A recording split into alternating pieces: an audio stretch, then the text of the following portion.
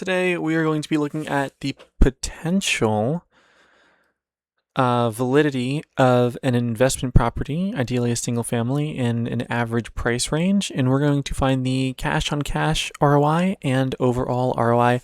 And today we're going to be looking at none other than the Empire State, New York. And so let's hop right into this.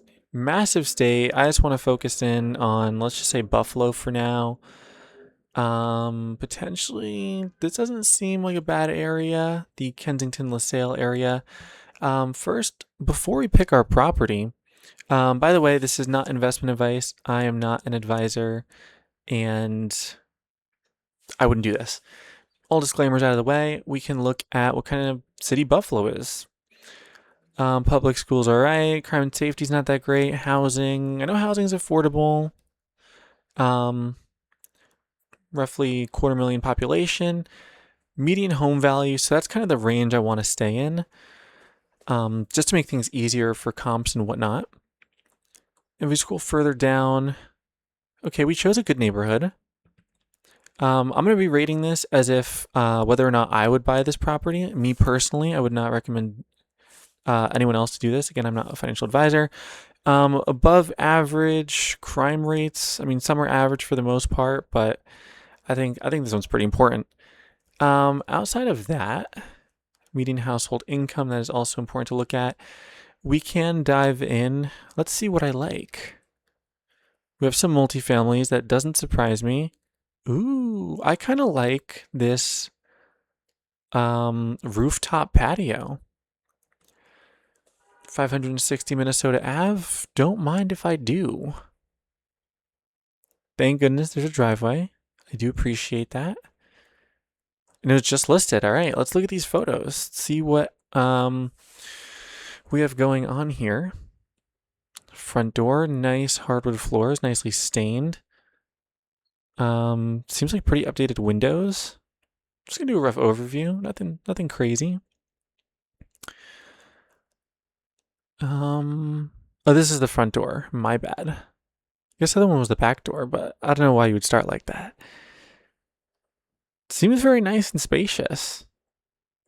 Tile's a little dated, I'll be honest. They did say some renovations. I think this is a hot water heater. No, this is the boiler. I think. You would think I've lived and known a lot of houses, but the furnace, that was the furnace. Okay. House was listed at $215,000, 3 bedrooms, 1 bath, roughly 1,500 square feet, built over a century ago. And okay, it's not on a main road. That is always good for the price. And I do just want to see if there is a driveway. Public utilities and sewer. I don't have to spend too much time on this, but I think it would be valuable to know. This is for educational purposes.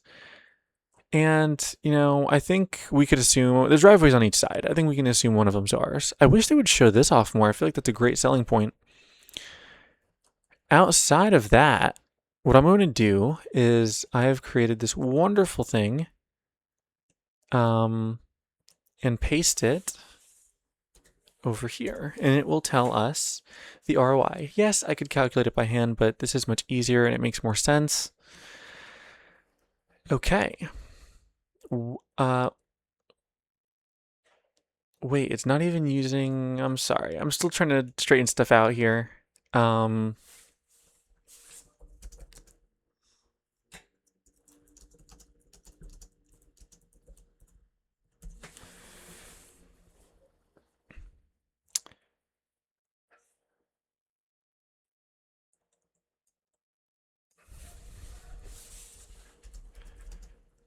Sorry.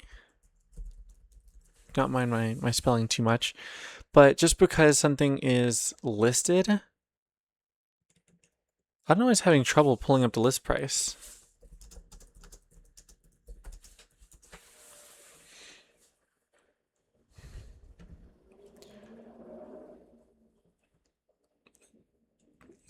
And so yes, so we look at this, the list price 215. The list price does not always mean what it'll sell at. That doesn't mean that's what it's worth. Um, Look, this is very rough. I wouldn't trust ChatGPT too much, but let's just, for my purpose, take this comp adjusted value of 150,000. We look at comps rent. Except I don't know why that says the east. Oh yeah, it is the east side. Um, Roughly 1,400 a month. 20% down payment. That's pretty important. That's pretty standard for an investment at 6.5%. And I mean, I don't know if this surprises me too much. I have seen this a decent amount. Um,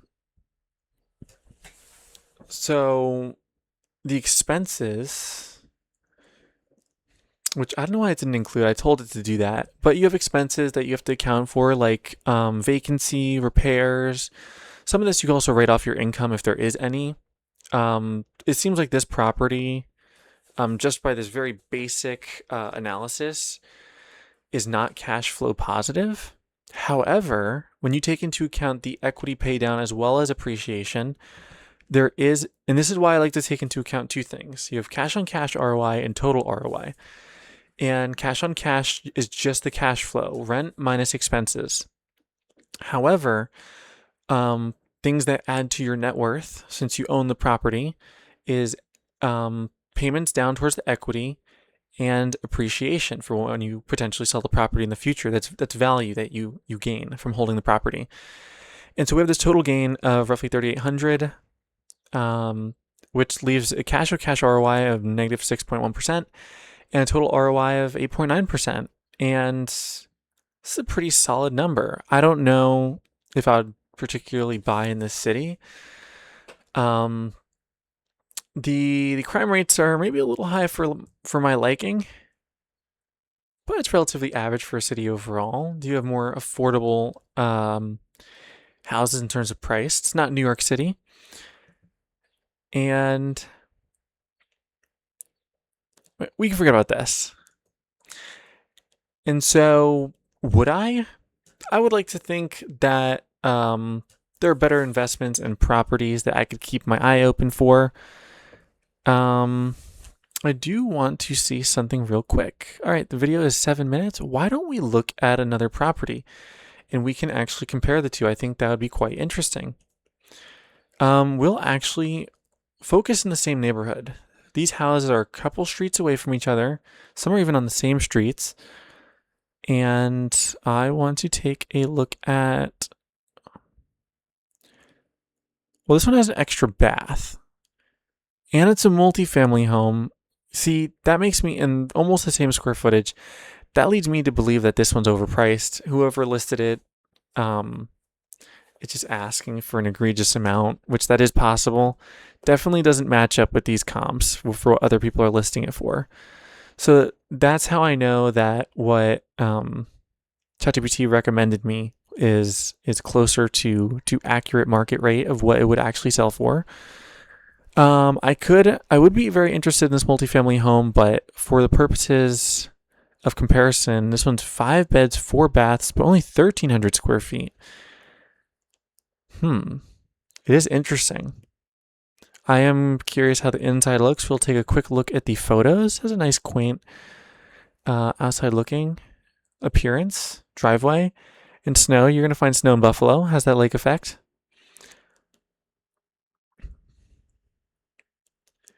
It does seem a lot cozier than the other house. Whoa, this room's very cozy. That is a big bed, though. I'll be honest. Ooh, okay. That looks like paint. The least of its issues. Cabinets. Yeah, this is rough. Then you have the basement. Are those 2 boilers? I don't know what's going on here. I don't really want to compare that one. Surely this one would be better, right? Fleet 1800. Driveway, a little smaller and tighter. Whoa, what is going on here? Some wall problems. Again, 2 boilers. That doesn't look good. That's leaning. I don't know if I'd want to touch that property. Okay, let's zoom out a little bit and see what other options we have. I think I saw one I liked. This one does seem to be on a main road.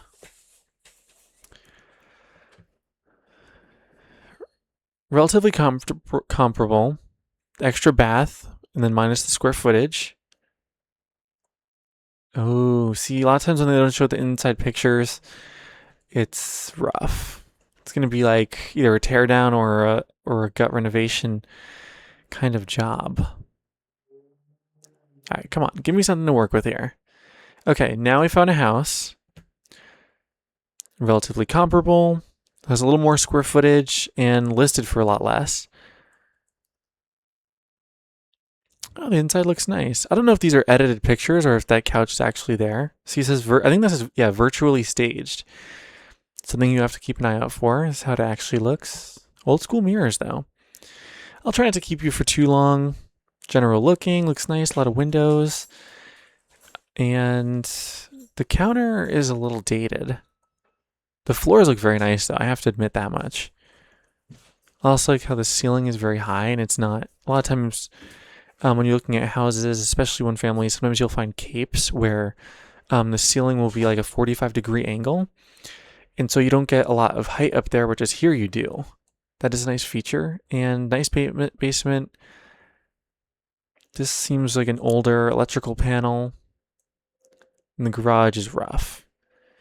Okay, I'd like to use this for analysis. I'm not going to read too much into that. It's built about the same time, maybe by the same builder. So let's paste this in here, and then we'll do a comparison. I don't want to ask ChatGPT to do it because it might struggle. I think it'll be better to just do it by ourselves. Okay, we have the list price, comps, what the value I guess ChatGPT would like me to offer potentially. 145,000. It's actually going to use the same amount of rent as for the other property. Same 20% down, that's no surprise. Same rate, 6.5%. And wow, okay. This one's interesting because now we're I'm like, if I bought this, I'd be cash flow positive. For about approximately $1,000 for the year. Just about the same with equity pay down plus appreciation. This leaves us with cash on cash ROI of 3.7% and a total ROI of 25%. I mean, I think this is a no-brainer. I would definitely buy the Amherst Street house, the second one, over the first one because cash flow positive and a much higher total ROI. Again, I think that's a no-brainer, even though it's on a busier street, but it definitely seems worth it in my opinion if I were to hypothetically buy this. Again, this is not financial advice. I hope you enjoyed and was able to learn something and that this was educational or enjoyable. I will be continuing to make videos about different states, different houses, and different ROIs to give you an insight into the real estate world, especially investment real estate. I hope that you enjoyed. If you did, please like and subscribe. I'd really appreciate that. It helps us support the channel, and I will see you in the next video.